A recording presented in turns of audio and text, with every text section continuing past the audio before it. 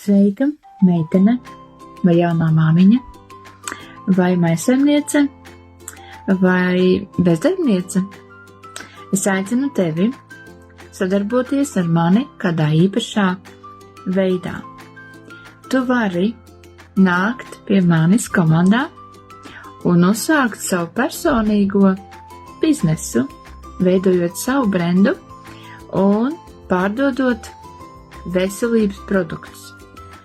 Pamatā nav nekas jāpārdod, bet ir jārekomendē cilvēkiem un jāmācās apgūt dažas pamatlietas par veselības produktiem, par to nozīmi un par ietekmi.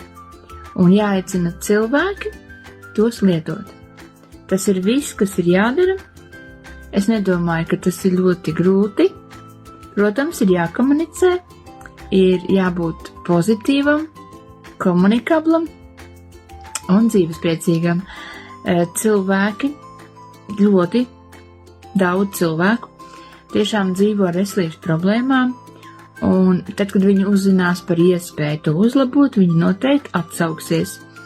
Tavs uzdevums būs tikai to painformēt.